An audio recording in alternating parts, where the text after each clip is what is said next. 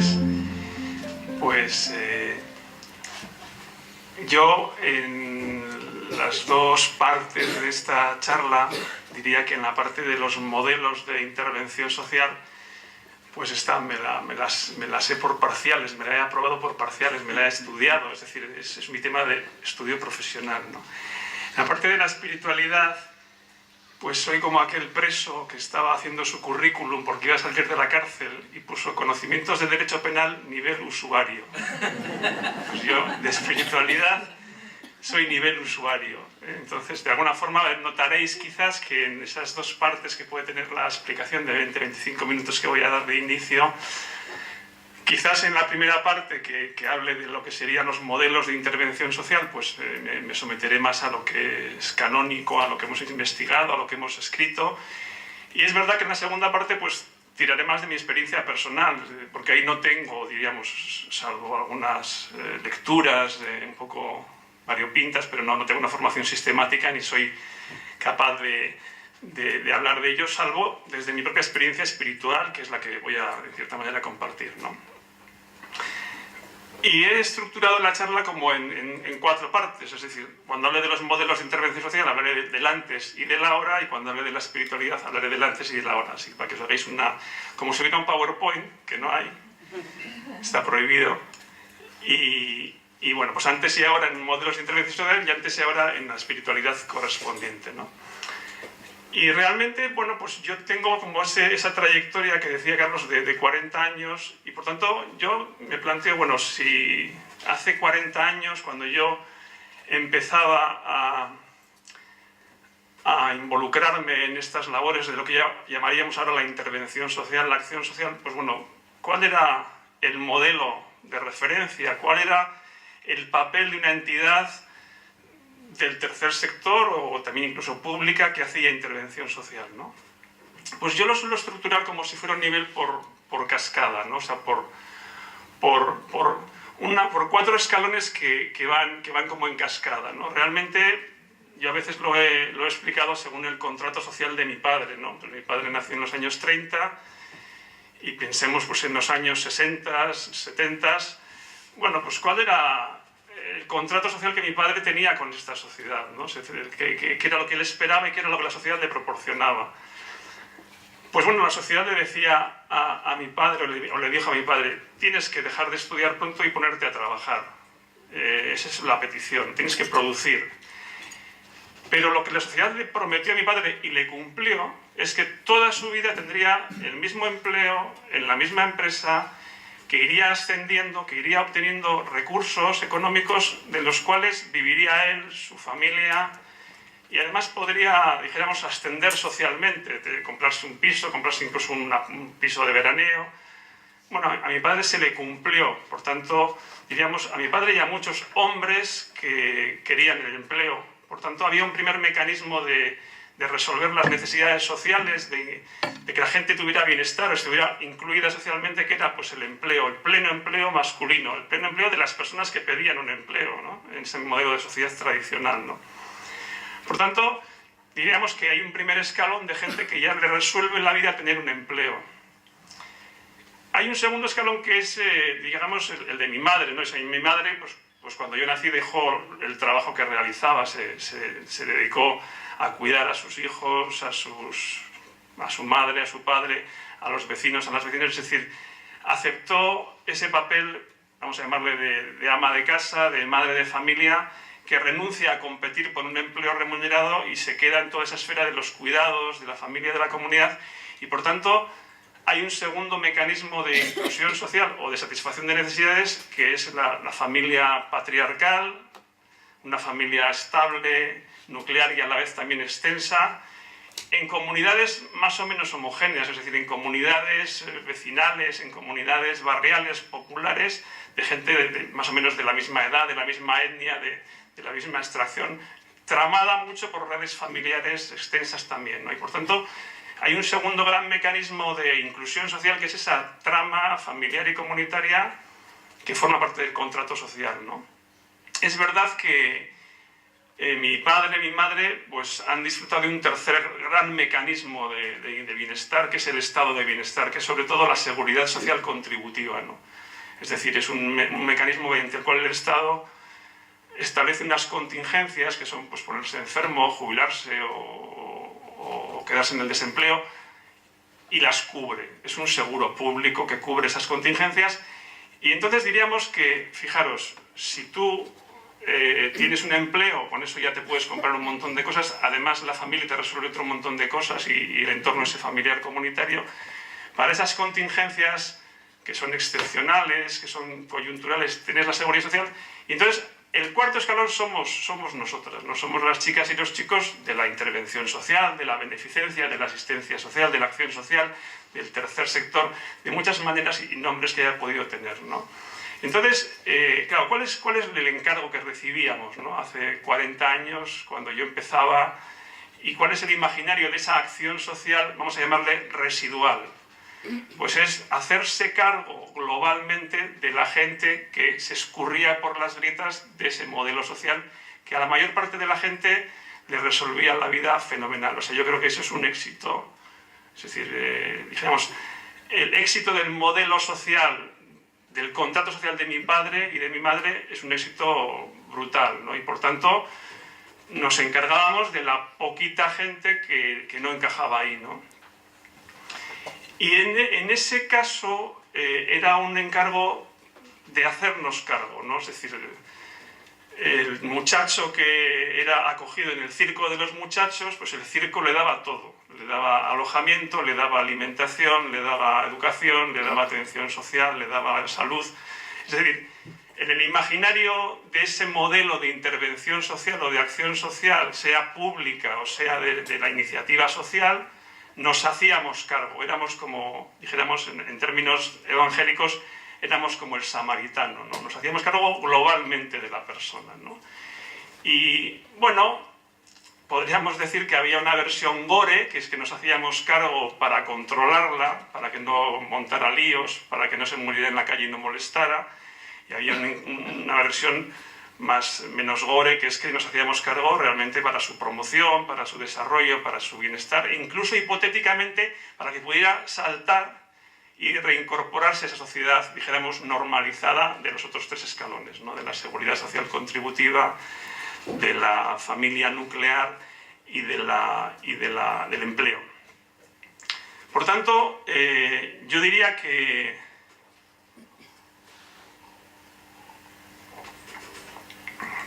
en ese modelo de intervención social que yo he llamado residual, que suponía hacerse cargo de la vida global de personas, pues realmente las entidades de la iniciativa social, lo que ya le llamaríamos el tercer sector, y específicamente las entidades de la Iglesia, operábamos con una enorme legitimidad. Vamos a decir, éramos casi por derecho propio los referentes, ¿no? En todo el tema de infancia desprotegida, los mayores desasistidos, las personas con discapacidad. Pues, por ejemplo, se está preparando un libro con los 40 años de la democracia municipal en Bilbao, ¿no? Y me han encargado que hable del movimiento asociativo de la discapacidad. Pues cuando tú buceas pues cómo se originan movimientos como Frater, por ejemplo, ¿no? De la discapacidad física, Auxilia, o las mismas entidades de lo que ahora se llama Agoravide, entonces Asociación Vizcaína Pro Subnormales o personas sordas. Es decir, muy frecuentemente hay un fraile, hay una monja, hay una vocación religiosa que está ahí y con plena legitimidad, ¿no? Con plena legitimidad, porque incluso socialmente, en el imaginario social, se entiende que eso es algo muy propio de ese estamento social, ¿no? Ciertamente también había y siempre ha habido una beneficencia pública, una asistencia social pública, pero diríamos que hace 40 años, hace 50 años, las gentes que yo en aquel momento estaba dentro de este ámbito de iglesia, pues desde el mundo de los scouts o desde el mundo de comunidades con personas con discapacidad u otros movimientos, pues operábamos con plena legitimidad, ¿no? Bien, ¿qué ha pasado, ¿no? O sea, ¿en qué se parece y en qué se diferencia el actual modelo de intervención social que se nos ofrece, ¿no? Es decir, si una entidad como Cáritas, una entidad como Visiterio, una entidad como Lagun Artean, una entidad del tercer sector de acción social, de una inspiración más directa o indirectamente cristiana, católica, ahora, 40 años después, se plantea cuál es su función. Claro, el escenario ha cambiado mucho, ¿no? Y yo lo suelo a veces como simbolizar con el contrato social de mi hija, ¿no? Es decir, cuando mis hijas se sientan delante de la sociedad, la conversación es muy diferente a la que tuvo mi padre, ¿no? Porque, por ejemplo, no les prometen un empleo, les prometen que tendrán que cambiar 13, 14 veces de empleo, que ese empleo lo tendrán que obtener igual en un lugar muy lejano del mundo, que la innovación destruirá su empleo varias veces y desde luego no les prometen estabilidad, calidad de vida laboral, remuneración, ni por el forro, ¿no? O sea, más bien lo que sienten mis hijas es todo lo contrario, que su itinerario en el ámbito laboral, en el ámbito del empleo, pues es muy precario y muy azaroso, ¿no? Por otro lado, yo diría que afortunadamente mis hijas no están recibiendo el mandato de género de abandonar el mercado laboral y de cuidar de forma gratuita e invisible dependiendo económicamente de un varón. Ese mandato de género pues ha desaparecido o está desapareciendo, pero a la vez también se están fragilizando todas esas estructuras familiares, ¿no? Ayer hablábamos con Luis Sanzo, que es el dueño de la bola de cristal de este país, es el encargado de las estadísticas sociales del gobierno vasco. Y bueno, es muy bonito porque lo que tú intuyes o lo que tú olfateas o lo que tú crees, Sanzo lo tiene ahí con números y con cifras, ¿no? Pues, por ejemplo, él comentaba que una de las cosas que más le sorprende, que más rápido está yendo, es la disminución del número medio de personas que conviven en un mismo hogar, ¿no? Es decir, estamos ya por debajo de 2, ¿no? Y acercándonos a 1, ¿no? Entonces, ¿qué quiere decir?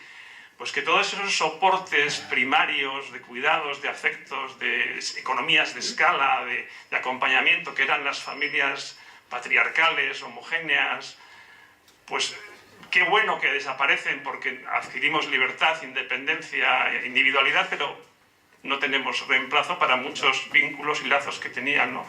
El otro día leía un artículo de Santiago Alba Rico y me impresionó mucho una palabra que decía, una frase que decía, en este momento en el mundo solo hay un proyecto revolucionario, que es el neoliberalismo, que construye un hombre nuevo, individual, rompiendo lazos viejos. Me pareció una frase demoledora, ¿no? y muy certera, ¿no?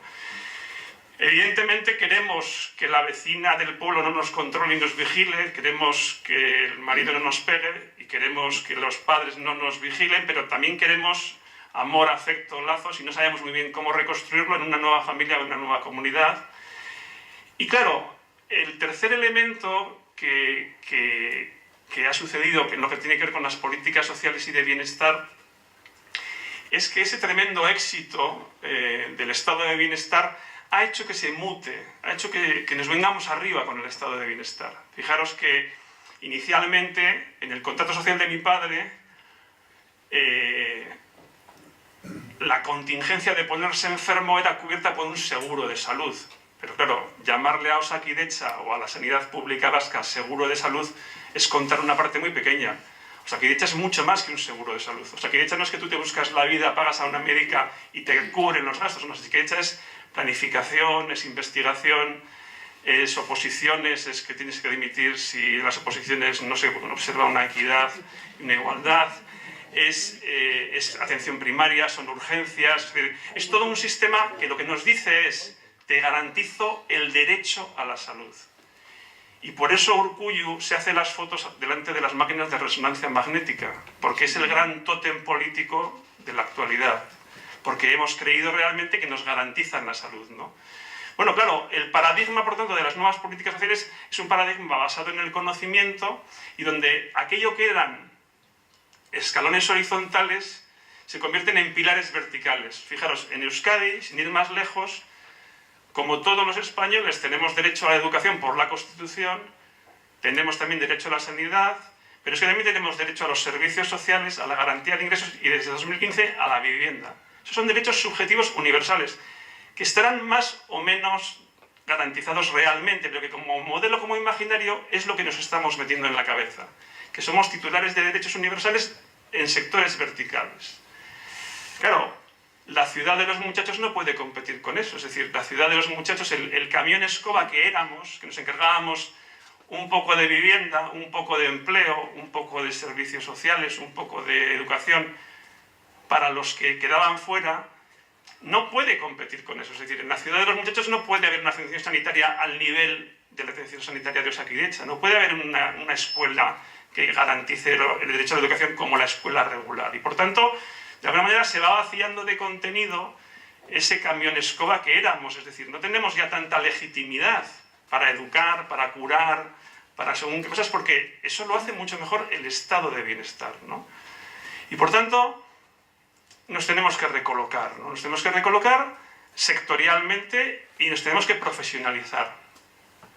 Es decir, pues quizás hace 40 años, hace 30 años, cuando yo me fui al Ecuador, pues podía tener el imaginario de que un señor, por el mero hecho de irse desde Bilbao a Quito, ya se convertía en Dios y podía hacer muchas cosas. Pero claro, hoy cada día es menos creíble eso, cada día es menos creíble que tú, por el mero hecho de tener una buena voluntad y tener ganas de hacer algo, puedes ayudar.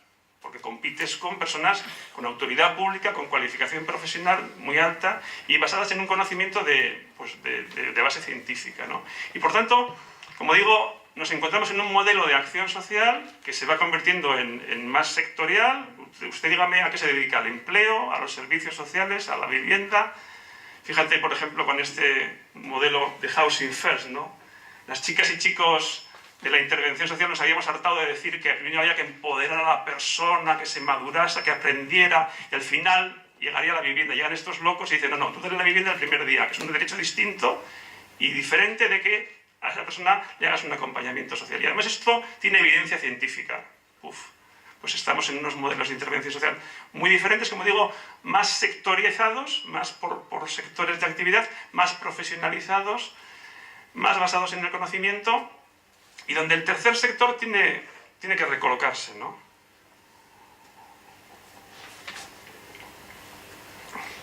Cada vez lo tiene más difícil para ser ese camión escoba y cada vez tiene que ser más capaz de competir en cada uno de los ámbitos en los que quiera entrar. Si quiere estar en vivienda, si quiere estar en ese sistema de servicios sociales, en ese sistema.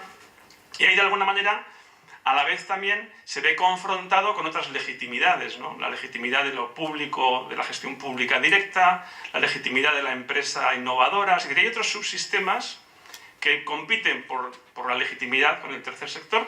Y bueno, pues el tercer sector en nuestro entorno, yo suelo decir que está compuesto por 3 tipos de entidades: las que son juncos, que es que, bueno, en este cambio de estos 40 años han resistido, no han perdido sus raíces; las que son zombies, que es que siguen siendo formal o jurídicamente entidades del tercer sector, pero realmente han perdido el alma por completo, la base social y el carisma, vamos a decir, transformador. Y luego los brotes, nuevas iniciativas de innovación social, comunitaria, que han surgido con las plataformas de la hipoteca. Y bueno, más o menos lo que he venido a defender en alguna ocasión es que o los juncos se juntan con los brotes, o realmente un tercer sector como tal pues lo tiene muy complicado en este contexto, ¿no? Bueno, pues si más o menos el esquema queda así, es decir, como esa especie de transición de ese modelo tradicional de acción social, vamos a llamarle samaritana, residual, completa, global, transversal, integral, como se dice ahora, a ese modelo más sectorial, más basado en el conocimiento, más parcial, donde te tienes que ganar más el sitio. Fijaros que yo el otro día escribía un cuentito de 4 personas, 5 personas que estaban en Vilafranca del Penedès y cómo cambiaba su vida, y uno de ellos era un cura que hace 40 años tenía esa legitimidad para cuidar de los niños y las niñas, y hoy está en un juicio por pederastia. O sea, para que veamos un poco la magnitud de esos cambios y de esos elementos de legitimidad, ¿no? Bien, ¿y cómo veo yo el tema de la espiritualidad en estos 2 modelos de intervención social? O sea, ¿cómo encaja una espiritualidad en uno y en otro, ¿no?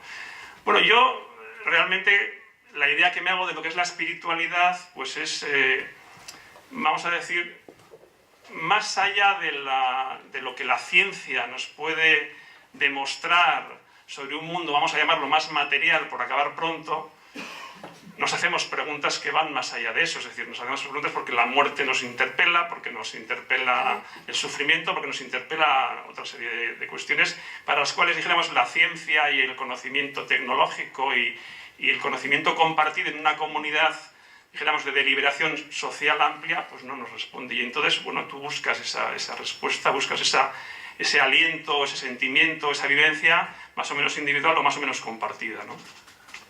Bueno, yo diría que la espiritualidad de ese modelo tradicional de acción social era una espiritualidad potente, y venía formateada, es decir, tú la recibías como un legado. Había una institución, la Iglesia, que estaba legitimada para darte las reglas de juego a ese nivel espiritual, ¿no? Pero yo diría que había ahí una gran trampa, que es que, por decirlo en una frase muy gráfica, esta Iglesia que a los ricos les daba su producto, la espiritualidad, y a los pobres les daba comida, ¿no? Entonces, o sea, lo tuyo, lo bueno, le das a los ricos, y a los pobres les das una cosa que no sabes hacer bien, que es dar comida, pero lo das porque es lo que crees que les necesitan, ¿no? Entonces dices, bueno, qué institución más rara, ¿no? Que tiene algo muy valioso, que es su legado espiritual, que solo se lo da a las clases medias y altas, y luego a la gente que supuestamente, según el Evangelio, es su destinataria principal, a estos les da básicamente lo material, les da de comer y les resuelve las necesidades más básicas, ¿no? Pues yo creo que esa es una crítica que podemos hacer de ese modelo, ¿no? Es un modelo asimétrico donde de alguna manera la espiritualidad está en manos de los agentes de intervención social, ¿no? De las personas que son pues el educador, la educadora, el cura, la monja, el responsable, la persona que en su fuero interno o en sus reuniones de comunidad o en sus misas o donde fuera, cultiva esa espiritualidad que le nutre, que le da sentido, que le da aliento para luego, en la intervención, dijéramos, dar otras cosas, ¿no? Dijéramos, de menos valor, podríamos decir, ¿no? Con todo, pues diríamos, yo quiero reconocer que esa espiritualidad que yo recibí como legado, pues en el Colegio de los Escolapios, o en el Grupo Scout, o en las comunidades de fe y justicia, es decir, o en Ecuador, de la Iglesia Latinoamericana, pues tenía, creo, muchos elementos positivos, ¿no? Muchos elementos positivos en el sentido de que efectivamente ese elemento samaritano, ese elemento de compromiso con los pobres, yo ya lo recibí, es decir, yo en los años 60 y 70 no conocí aquí en Vizcaya una iglesia carca, una iglesia, vamos a decir, facha. Conocí una iglesia que ya había hecho una opción por la gente pobre, me hablaban de Helder Cámara, me hablaban de Gandhi, me hablaban de una serie de cosas por ese estilo, ¿no?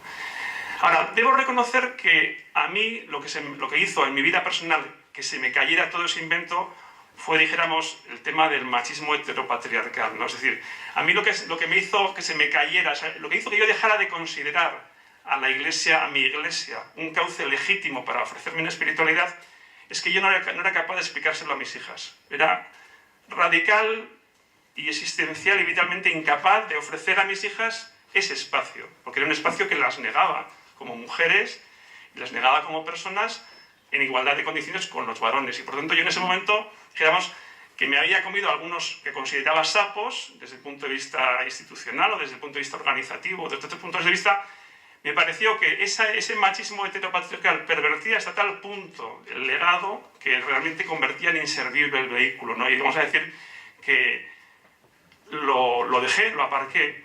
Curiosamente, en un momento donde realmente me funcionó el estado de bienestar, ¿no? Cuando yo volví de Ecuador en el año 97-98, pues mis hijas fueron a una escuela pública y me dieron una beca porque yo era pobre, tenía una sanidad pública, tenía una orientación laboral, es decir, tenía una trama urbana aceptable, es decir, tenía un estado de bienestar que seguramente no era perfecto, pero que me sujetaba vitalmente mucho más que esa iglesia, ¿no? O que incluso alguna parte de la iglesia que era como más satisfactoria para mí, ¿no?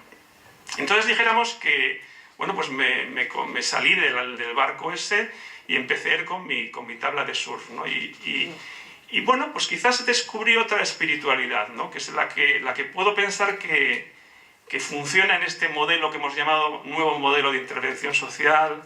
Y yo lo que más rescataría de esa nueva espiritualidad que yo he podido vivir es que la vivo como una espiritualidad más horizontal, ¿no? Es decir, de alguna manera esa asimetría radical del samaritano y la persona que es recogida, esa asimetría radical del salvador y la persona que es acogida en su globalidad, se transforma en una mayor simetría entre personas que, para empezar, todas tenemos unos derechos que podemos ejercer, para continuar, todas tenemos y podemos visibilizar, sobre todo con el paso del tiempo, unas vulnerabilidades y fragilidades, y de alguna manera, bueno, se produce un espacio de encuentro, ¿no? Y sobre todo, yo diría que donde más he encontrado esas noticias espirituales, esas noticias de Dios, pues ha sido, dijéramos, en el marco de las relaciones primarias interpersonales, ¿no? Es decir, en el marco de la búsqueda de una nueva forma de relación interpersonal.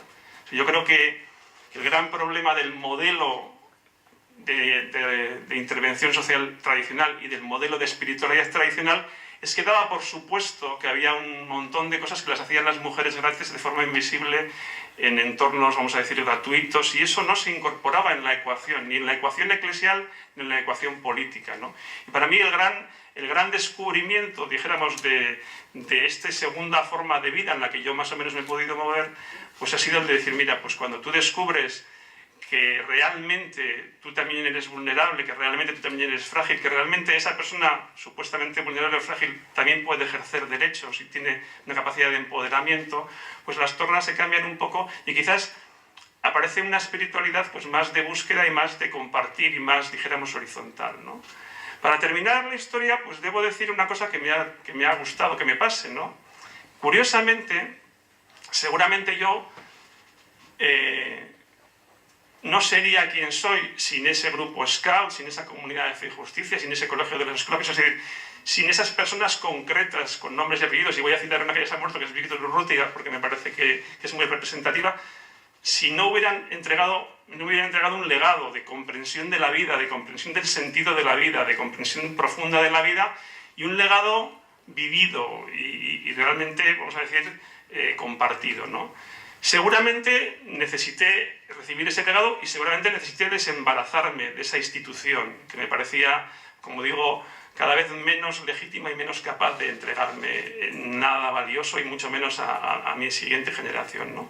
Curiosamente, cuando por fin me liberé por completo, aparentemente, de ese legado, pues me sucedió que cada vez necesitaba más las metáforas evangélicas para hablar de lo que sentía, es decir, sentimientos que yo tenía en las relaciones interpersonales cercanas, en el tú a tú con las personas de muy diferente tipo, en mucha diversidad, pues me sucedía que necesitaba de alguna manera retomar, purificado de alguna manera del ámbito institucional, pero sí como un mensaje profundo, pues cosas del Evangelio que, bueno, o de la sabiduría cristiana, ¿no? El otro día, por ejemplo, hablando de la época en la que estábamos, un amigo político me decía que estaba muy revuelto porque estaba, que si le ponían en las listas o no le ponían en las listas para las elecciones, ¿no?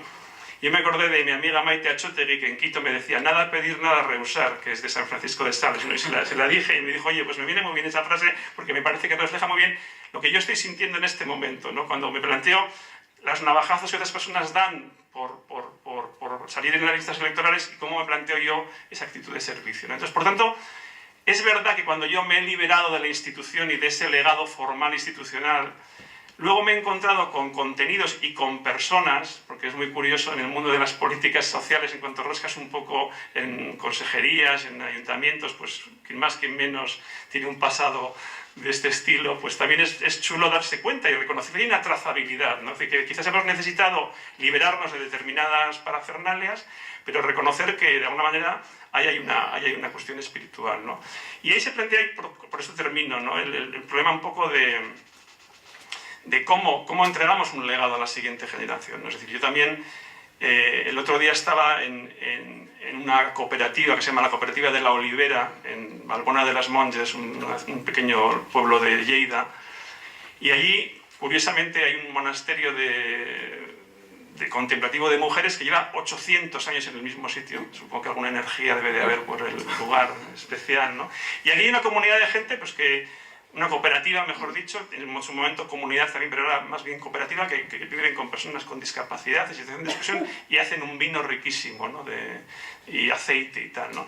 Entonces yo, la primera vez que estuve allí, realmente vine muy conmovido, ¿no? Y no sabía por qué, ¿no? Llegué a casa y le decía a mi mujer, no sé qué me pasa, ¿no?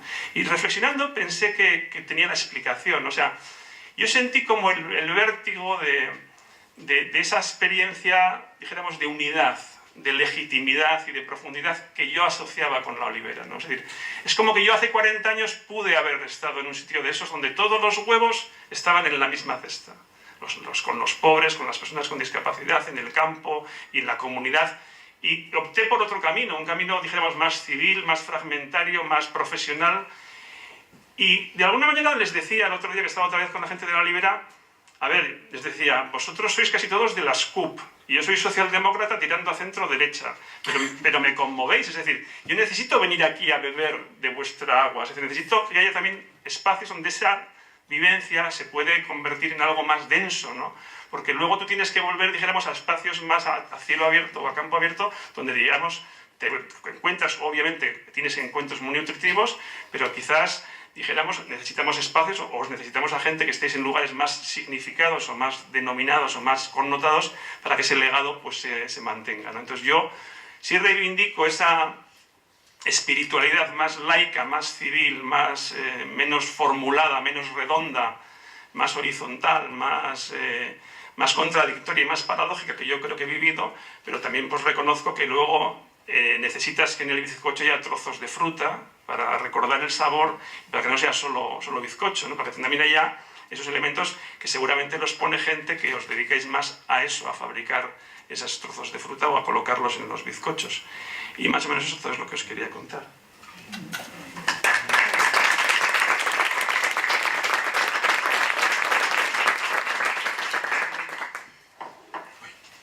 Bueno, oye, muchísimas gracias por la invitación. Yo estoy súper alegre de estar aquí.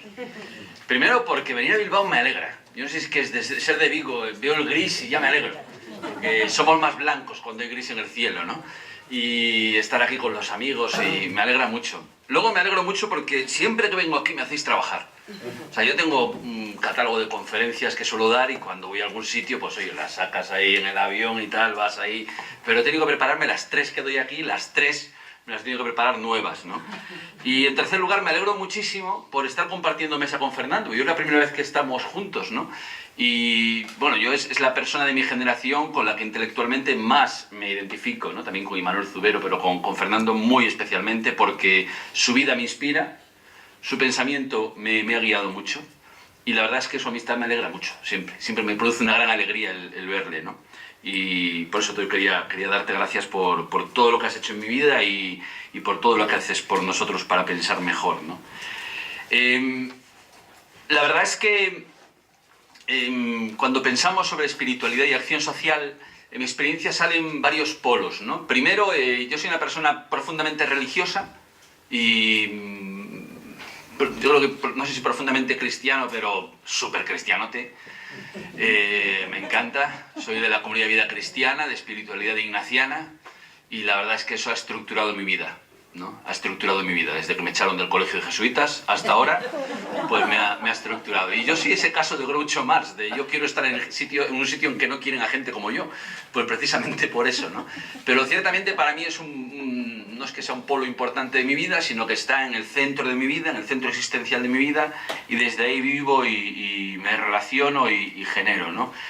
Y después la verdad es que en los 4 compromisos sociales, más allá de lo que hago en la universidad y tal, en los que he estado, pues sí que en los 4 he tenido como puntos importantes en relación con esto, ¿no? Primero estuve en la FUEM, la Fundación Hogar del Empleado, que era una vieja organización de los jesuitas que luego se hizo totalmente laica y en lo que lo cristiano quedaba como súper residual, ¿no? Pese a que había un conciliario jesuita y todo en el patronato. Y entonces ahí me metieron para revitalizar un poco de lo cristiano y ya, claro, ya se hizo totalmente anticristiano. Y la verdad es que fue una experiencia así como muy impresionante, ¿no? De asamblearismo, de decir, no, lo cristiano lo dejamos para después, eso quien quiera.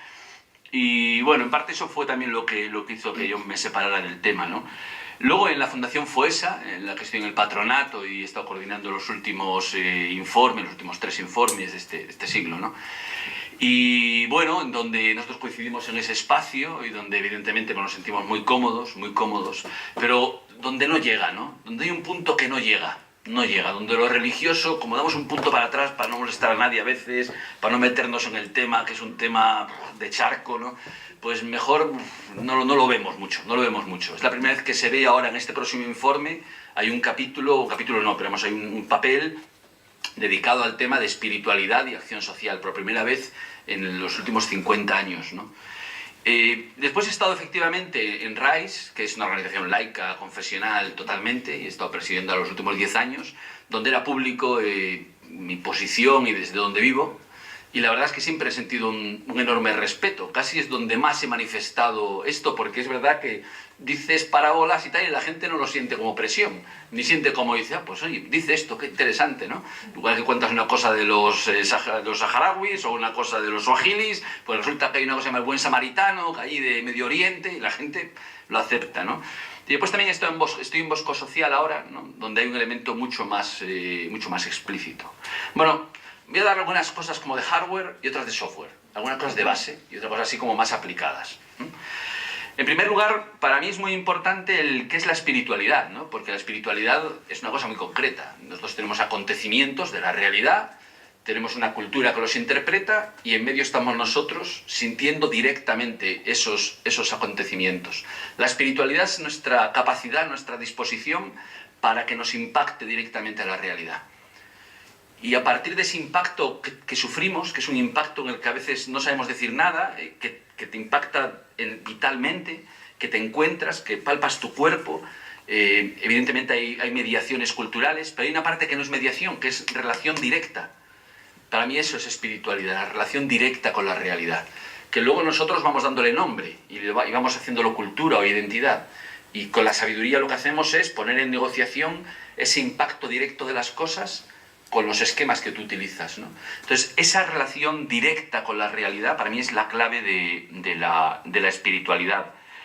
Claro, hay diferentes tipos de espiritualidad, ¿no? Hay una espiritualidad más religiosa, más trascendente, otras espiritualidades más basadas en la alteridad, en el misterio, otras más basadas en el arte, otras más en el cuerpo, en el deporte, son formas de relacionarte en la naturaleza, ¿no? En la meditación. Para mí es importante sacarlo de ser un subsistema religioso, el capítulo de la espiritualidad, la sección de una parte en Wikipedia, y ponerlo en el tuétano de la realidad, en el tuétano del sistema. Porque la espiritualidad no es una parte de nuestra vida, no es me da por esto, igual que estoy en un club de kayak, o resulta que me gusta la colombofilia, que es la crianza de palomas. Sino que realmente está en el tuétano de la realidad, la espiritualidad. Es cómo te relacionas directamente con la realidad, con una cosa que te trasciende, que no puedes poseer, que es misteriosa, que está continuamente brotando, de la cual no puedes dar cuenta totalmente, ¿no? Y pues para mí hay otro elemento importante en la espiritualidad y es la teoría psicológica de la belleza, ¿no? Cómo nosotros, todas las percepciones que tenemos, los sentimientos, las reflexiones, las experiencias que tenemos, etcétera, todo eso opera unitariamente y forma lo que llaman las formaciones cognitivas integradas, ¿no? Es decir, algo que sucede muy en nuestra profundidad, que es capaz de integrar todas nuestras percepciones y todos los niveles reflexivos y emocionales. Y nosotros decidimos desde ahí.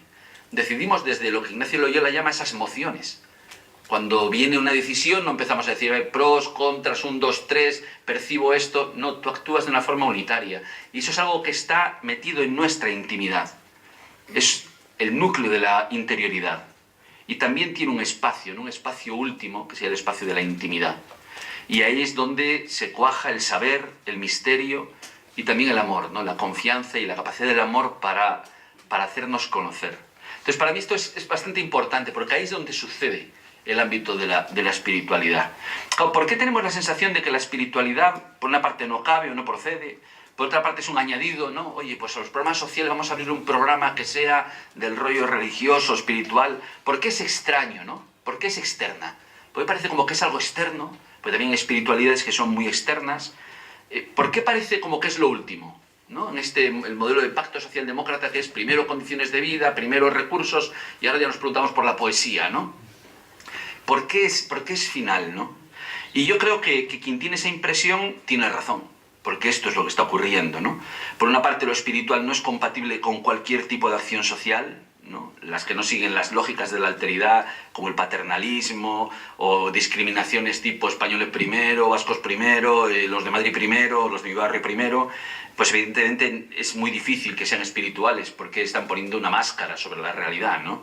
Por otra parte, hay una tradición truncada toda la tradición del desarrollo comunitario y el liberacionismo fue bloqueada, ¿no? Y se le hizo decir cosas que no decía, porque la teología de la liberación lo que decía es, precisamente, la teología nos libera.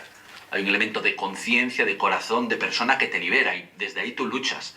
Y parece que fue formulado, se nos vino formulado como si fuera un materialismo. Es todo lo contrario del materialismo, todo lo contrario del materialismo, ¿no? Y por otra parte, es verdad que la espiritualidad y la acción social no es compatible con cualquier tipo de iglesia, ¿no? Yo el primer mensaje que querría dar es: confiemos en la gente, confiemos en el corazón de la gente. Dejemos el nivel ideológico, que es el gran problema que tenemos, movernos en lo ideológico, movernos en los esquemas, y vayamos a la gente. Fijaos, la Biblia tiene 3 lenguajes. Tiene un primer lenguaje, que es el lenguaje de la identidad, ¿no? Cuando el pueblo de Israel Abraham empieza a hablar con un Dios que no sabe quién es, y empieza un camino que es un camino de no tradición, para el cual no había tradición. Él no dejó a su padre Teraj por otra tradición, dejó a su padre Teraj y las creencias de Ur para empezar un camino que no tenía ni idea de lo que era, ni idea de lo que era. Y ahí se empieza a decir qué es este mundo, qué es la creación. Y era un lenguaje donde todos nos entendíamos y donde todo el mundo compartía un mismo proceso, ¿no? Después, cuando Israel es exiliado, claro, no puedo hablar ya el lenguaje de la identidad. Es decir, y pasa hoy en día, ¿no? El mundo entra en la posmodernidad, la gente dice: a mí me es igual el tema cristiano, o estoy en contra del tema cristiano, o no sé qué historia.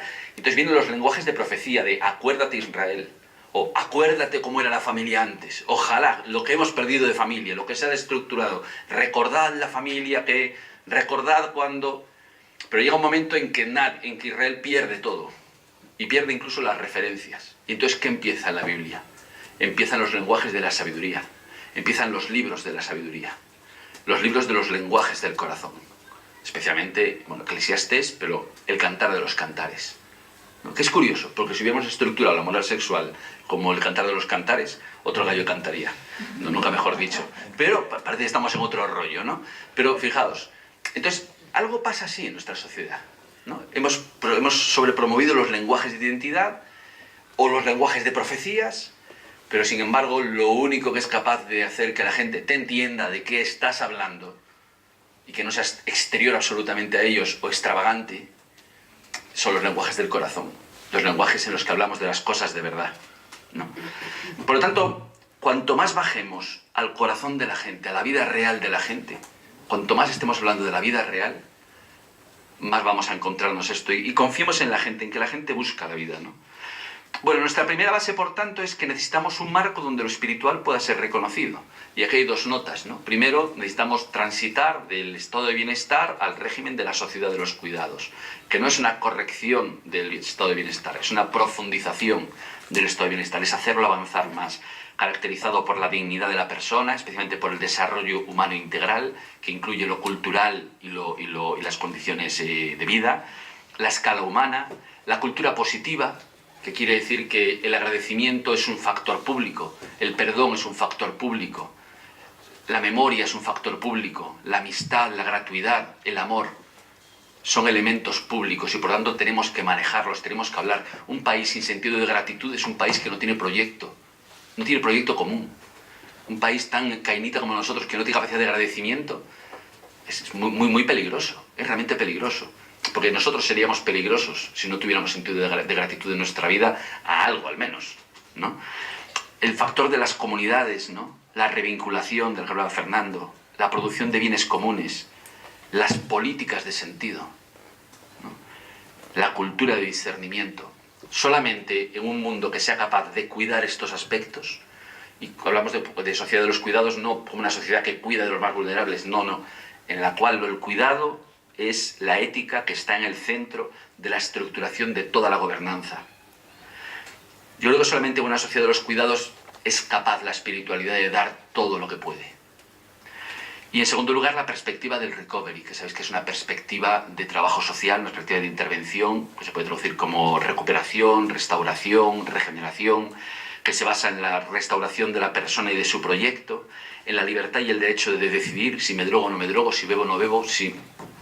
la responsabilización de esta persona, la formación alrededor de la persona de una comunidad, ¿no? Que acaba generando capital social, el derecho humano integral de la persona, ver cómo los valores y la religión juegan un papel crucial para la formación del capital cultural de la persona, la resiliencia, la esperanza.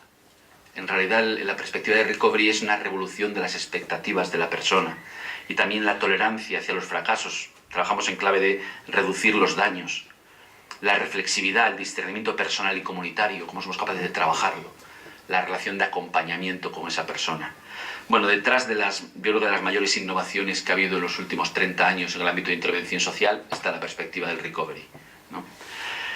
Y otro factor, por tanto, una primera base: si queremos realmente sacar todo el potencial a la espiritualidad en la acción social, si queremos que las personas realmente salgan de sus situaciones, tenemos que darles un marco de régimen de bienestar, sociedad de los cuidados y modelo de intervención, perspectiva recovery, para que realmente la espiritualidad pueda reconstituirles, pueda ser un factor, pueda ser una fuerza positiva.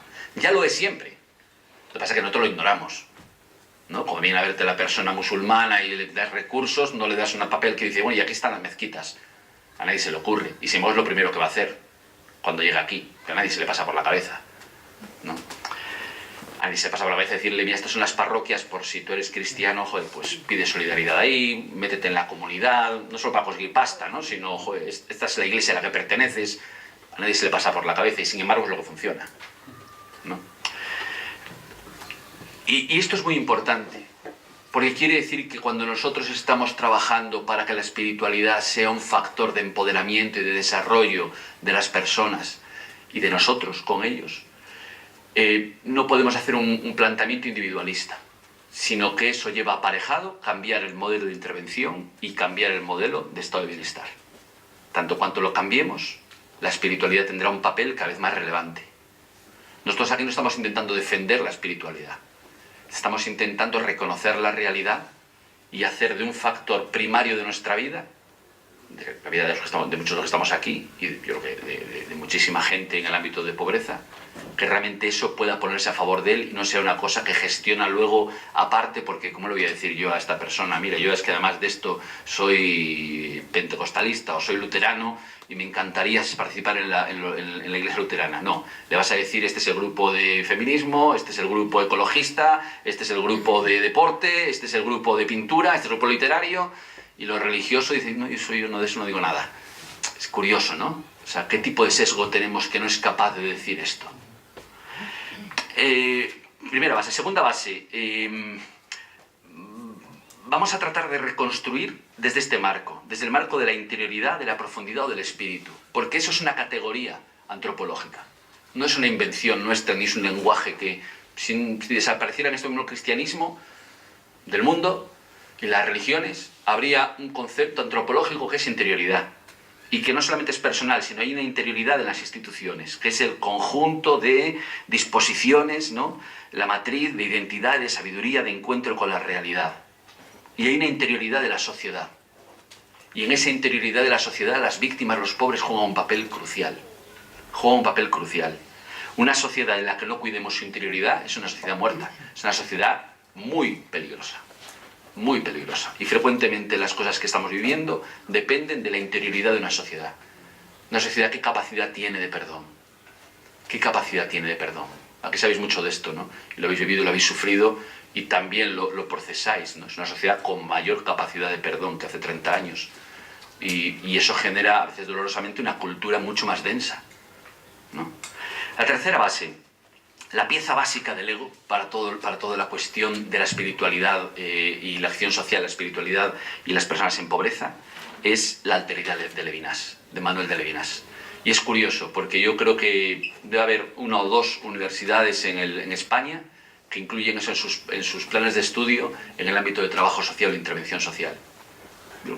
De esas dos. Conozco los planes de estudio y yo creo que nadie trata esta cuestión de la alteridad como la pieza básica.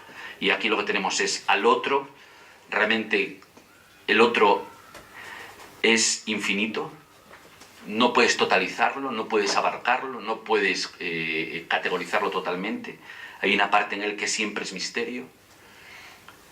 El encuentro, el acceso, la llegada al otro siempre es hospitalidad. Y esto es clave, ¿no? Porque nosotros no vivimos la espiritualidad como un recurso más para la persona, una especie de recurso de identidad. No, es que lo que ocurre es un proceso de hospitalidad mutuo, ¿no? El otro es enseñanza y soy responsable absolutamente del otro, ¿no? El anticainismo. Estos son los 4 puntos. Yo creo que están todos en nuestra cultura de los que estamos aquí, entonces avanzo. Más allá de Levinas hay una teoría trinitaria de la vinculación también, ¿no? No solamente es una alteridad del tú a tú, sino también del nosotros al tú. Una alteridad en la que vivimos como la sociedad acoge y vivimos el misterio, esas categorías de misterio, de hospitalidad, de enseñanza y de responsabilidad, no solamente del tú a tú, sino de la sociedad frente al tú. Y cuando hablamos de sociedad frente al tú, hablamos, por ejemplo, de padre-madre con el niño, ¿no? Al niño le acoge una sociedad conyugal. Por lo tanto, hay un elemento clave en nuestra espiritualidad que se basa en esa acogida, en esa alteridad, en esa apertura al misterio. El misterio no es algo que traemos cuando hablamos de Dios. El misterio aparece en cuanto ves a la cara del otro. Ahí es donde aparece el misterio. Avanzo. ¿Y nosotros qué compartimos con las personas que están en exclusión? ¿Qué es lo específico que compartimos, que no compartamos entre nosotros? A mí me parece que es clave cuando hablamos de que compartimos nuestras heridas. Yo no soy un sano que hablo con alguien que tiene una herida. Nosotros siempre hablamos de herida a herida. Hablamos de personas heridas, ¿no? De personas con limitaciones. Y limitaciones que no solamente se basan en la muerte, se basan en que no somos capaces de elegir lo mejor. Y esta idea de limitación, esta idea de compartir de herida a herida, es una vacuna frente a supremacismos, es una vacuna frente a paternalismos, pero a veces también nos pone en el mismo lenguaje que el otro. Por lo tanto, nosotros trabajamos desde el amor incondicional. Nosotros, cuando estamos con personas en situaciones de exclusión, nos encontramos impotentes, porque por nosotros mismos, incluso dándoles medios, no seríamos capaces de que cogieran su camilla y se perdonaran a sí mismos.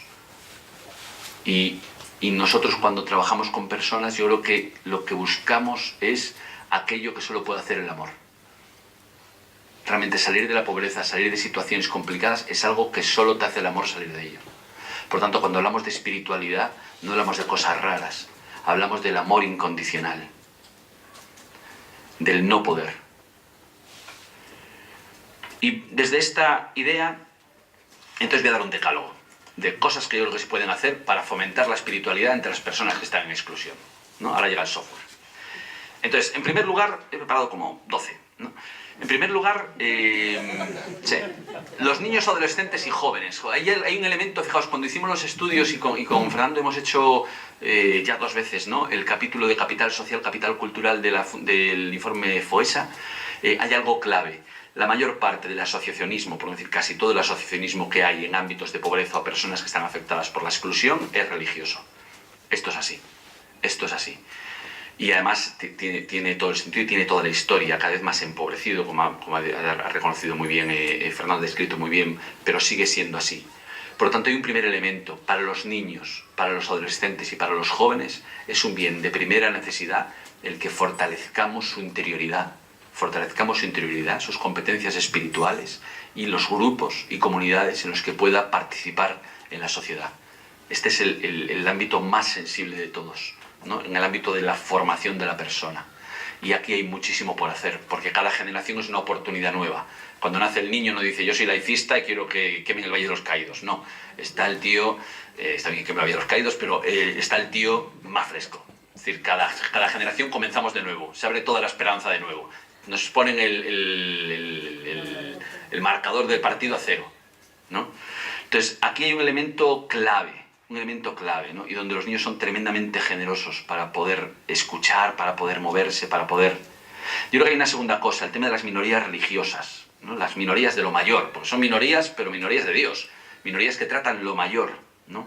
Bueno, aquí hay una enorme fuente de espiritualidad que nos viene de otros países, en otras condiciones, en otra cultura, donde lo religioso no se baja del caballo, sino que tiene un lugar primario. No te lo dicen porque saben que no te importa, ¿no?, y que además te lo van a decir y te van a decir, lo siento, esto es en otra casilla, no es mía.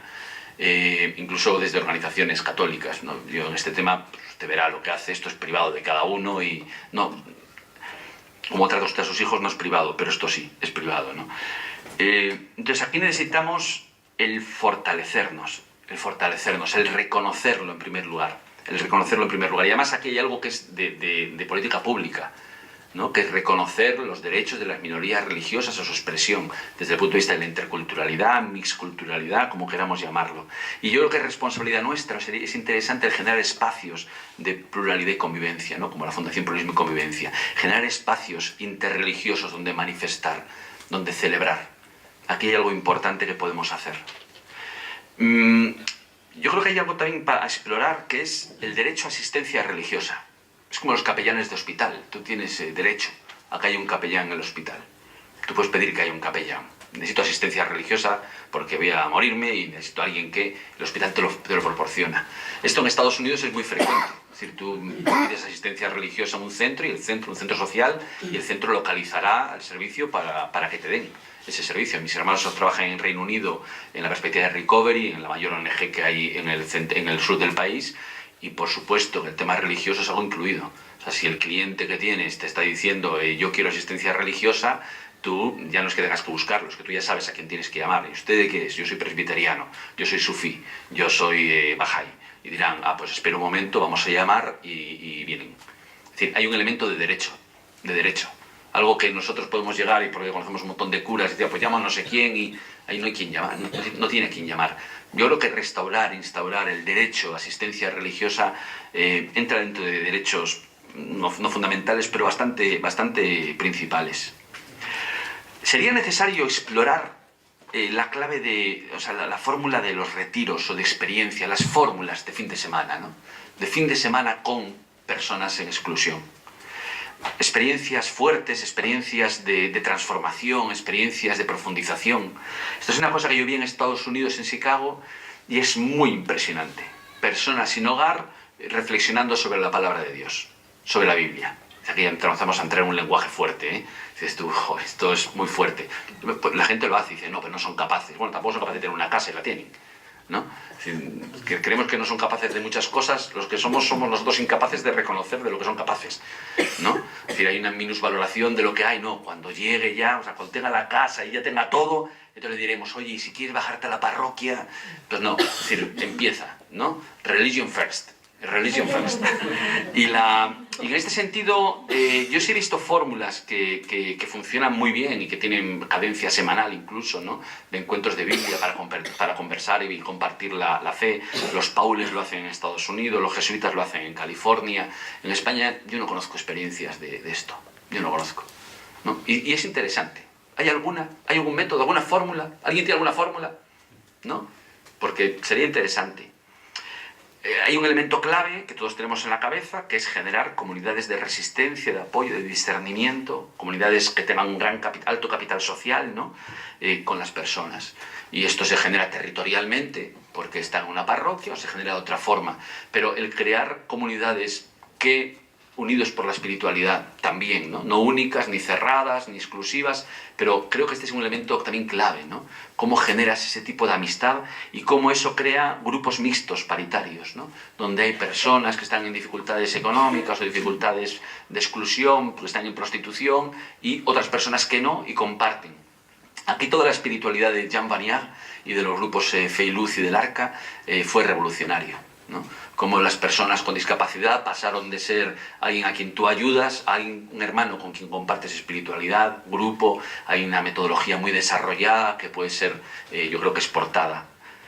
Sería interesante el generar, o por lo menos expandir mucho más esta idea de vivir a Dios desde experiencias concretas, ¿no? Desde el desahucio, desde la precariedad, desde la trata, desde estar en calle, desde haber tenido una familia alcohólica y haber salido de ello o no, desde drogarme, desde todos los factores que vemos que son factores de exclusión, ¿no? Desde ser una mujer que ha sido violentada, y es interesante, yo creo que dos cosas. Primero, investigarlo, porque si nos ponemos a buscar hay muy poquito, muy poquito. Investigar desde una perspectiva narrativa, cómo la gente habla de Dios desde ahí. Bueno, pues ¿cómo habla de Dios? La gente no habla de Dios porque está muy fastidiada. No, porque está muy fastidiada habla mucho de Dios, en cuanto le das la oportunidad, ¿no? Y yo creo que el generar un programa de educación en colegios e institutos, ¿no? Es decir, no para decir, y ahora os traemos un pobre para que veáis cómo los pobres bailan. No, no son osos que bailan. Sino, voy a traeros un pobre porque este tío sí que tiene una experiencia real, ¿no? Nosotros podemos permitirnos el vivir en la exterioridad, pero esto es real, esto es real. Y yo creo que este elemento de hablar de Dios desde una experiencia concreta es algo que puede ser tremendamente constructivo. Yo creo que además sería interesante poner a personas que están en situaciones de exclusión a liderar experiencias para otros, ¿no? Imaginaos un retiro dado por mujeres en prostitución. Claro, ¿qué tipo de retiro? Estaría genial. Pero imaginaos, ¿no? Nosotros en Madrid hemos hecho una primera experiencia, ahora que hacemos en junio, estamos preparando, de una persona sin hogar que va a dar un retiro en la CVX de Madrid, la Comunidad Cristiana de Madrid. Lo lleva él. Y estamos seleccionando qué textos, qué perspectiva, o sea, la fuerza que tiene, ¿no? La fuerza que tiene. Sería interesante junto con ellos, diseñar modelos, ¿no? Modelos que pueden ser esos fines de semana, pero también hay que modelizar la propia espiritualidad, que en esos contextos tiene sentido. ¿Por qué? Bueno, pues porque tienen éxito los modelos emocionalistas o de corte pentecostalista, y acabamos de ver hace un par de semanas la noticia de esos 1.500 presos convertidos, de las maras convertidos en El Salvador, ¿no? Y que se basan en estos modelos hiperemocionalistas de fin de semana muchas veces, ¿no? Donde tú te aceleras y vives, y todos sabemos la expansión que tiene el mundo carismático pentecostalista entre las personas en pobreza, incluso dentro del catolicismo. Y también el intelectualismo, ¿no? El intelectualismo muchas veces de comunidades que se basa en una especie de racionalización excesiva y sobre todo una visión muy de lo político, muy desde la justicia y poco desde lo vital. Mardones decía al final de su vida, habría que combinar las comunidades de base con las comunidades carismáticas. Y yo creo que hay un reto de reformular esto. No tenemos una espiritualidad que sea vivible en los ámbitos de exclusión o en los ámbitos incluso de vida de sociedad más precaria, ¿no? En ámbitos de barrios más precarios. Ahí hacemos agua, ¿no? O tenemos chavales universitarios y no tenemos a los chavales de la FP o sin estudios y metemos comunidades de fuera y a veces están sobreintervenidas, ¿no? Porque hay una zona que atrae gente por el carisma que tiene, o lo que hace es que arrasan organizaciones pentecostalistas. Yo creo que el Papa Francisco y una teología de la liberación sedimentada, como Ernesto Cardenal, por ejemplo, ya sedimentado, revisado, depurado, filtrado y valorado, yo creo que nos da elementos importantes. Para mí tendría algunos 3 minutos más, ¿puedo, Carlos?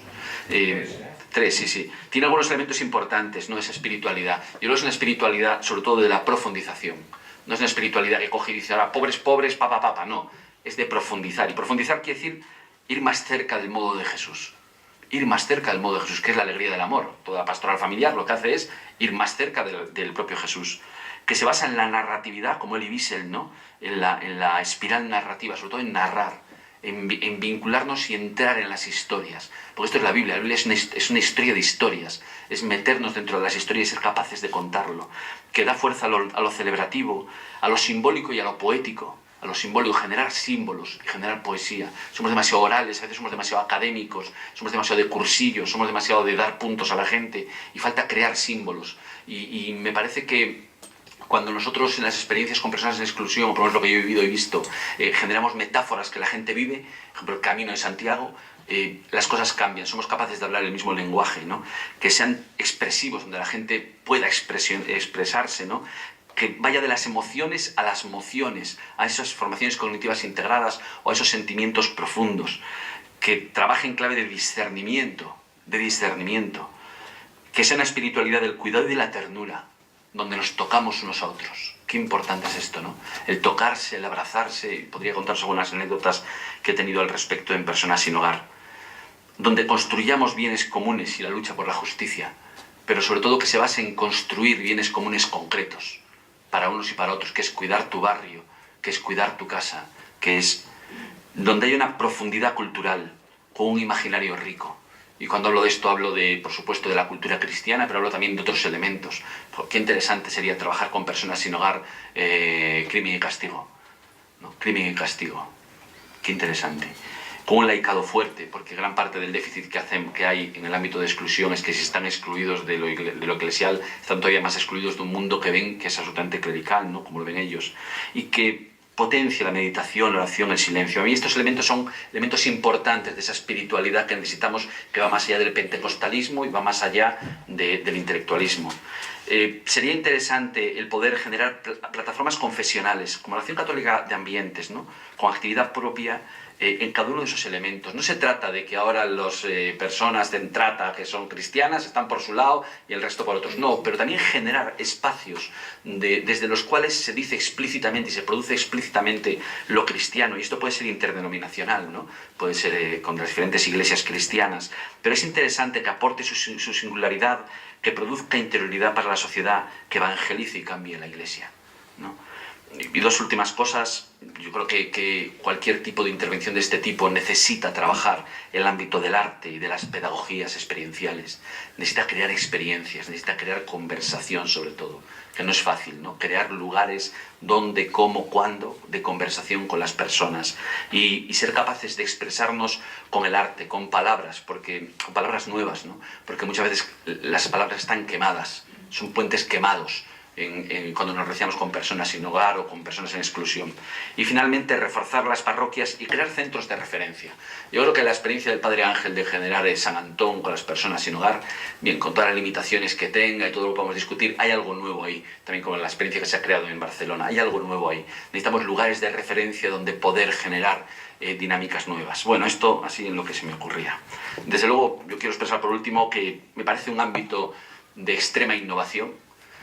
Creo que tiene peligros, evidentemente, peligros de doctrinalismos, peligros de pentecostalismos, peligros de otros paternalismos, de los ismos que queráis, pero sí me parece que es algo en donde las personas en exclusión se juegan el trabajar desde la constitución de la persona, desde la constitución de su interioridad, desde el fortalecimiento individual, comunitario, desde tener revolucionadas sus esperanzas, fe, esperanza, caridad en un momento, en una situación en la cual eso es crucial y donde sencillamente nosotros yo creo que nos jugamos la vida, ¿no?